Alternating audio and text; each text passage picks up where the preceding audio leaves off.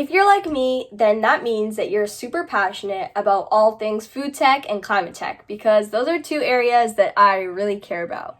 But if you're not like me, then you probably have never heard of cellular agriculture, which is what the topic of this whole video will be about. Cellular agriculture in basic principle is producing animal products, not from the animal itself, but from cells in a lab. And it's extremely complicated. That is a very oversimplified version. But in this video specifically, I'm going to be discussing the climate impacts of this new technology, future considerations we have to have with cellular agriculture, and the whole process of producing 1,000 kg of cellular agriculture-based meat. So if you're interested in any of that, then stick around. Let's get started. Hey everyone, I'm Ashna. I'm 15 years old. I'm a teenager from Toronto who's, like I said, always been very passionate about food insecurity, how we can find new technologies and new solutions to combat this issue.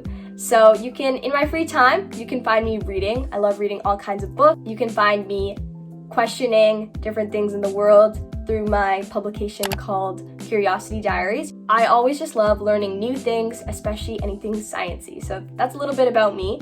I also wrote an article about this video that we're talking about here, so you can also check that out down below. But anyways, let's really get started. So before we start, I want to talk quickly about the whole production process of cultured meat. That way, when I get into the climate impacts, it makes more sense.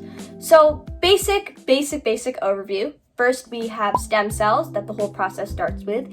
These stem cells are acquired from embryos, and once these stem cells are acquired, they are put into a bioreactor, which is basically the ideal environment for them to proliferate. And in that bioreactor, they are fed a nutrient growth medium. This growth medium has amino acids, proteins, all the growth factors that are needed for these cells to reproduce.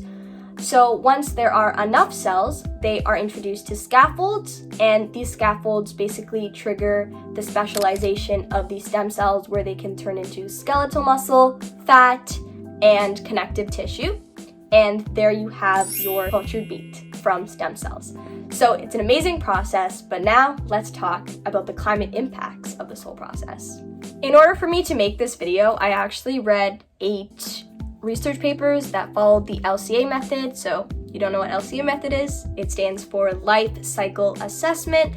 And this method basically encompasses all the different aspects of producing a product and how we can calculate the climate impacts of it. And they used 4 main metrics. These metrics are super important, so we'll go over them. Number 1, greenhouse gas emissions. I'll call them GHG emissions in this video.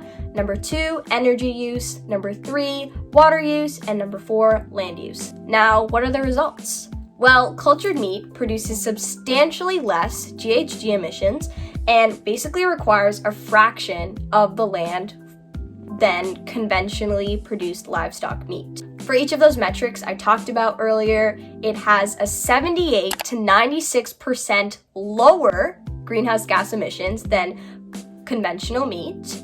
It uses 7 to 45% less energy, 99% less land, and 82 to 96% lower water. So you can see that in basically every single metric, it is substantially lower than conventionally produced livestock meat. The only one that it isn't as much of a landslide for is energy use. Now, not only is cultured meat amazing, but it's also super energy intense, and that is because of all the different steps that require a ton of energy, including bioreactors, proliferating these cells in a proper way.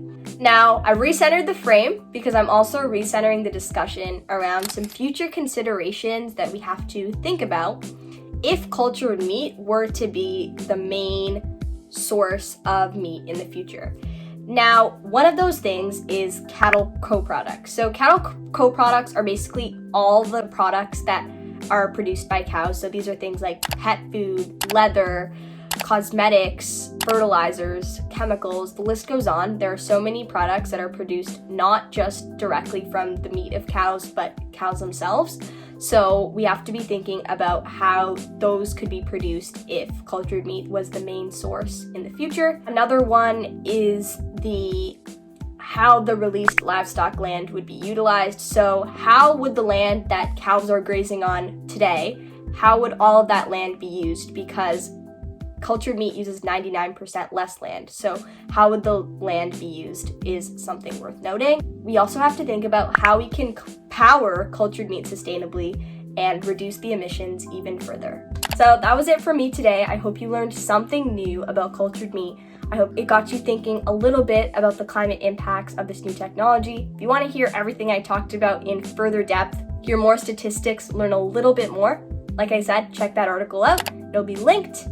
That's all for me for now. Thank you so much for watching. Hope you got some value, and I will see you in the next one. Bye, everyone.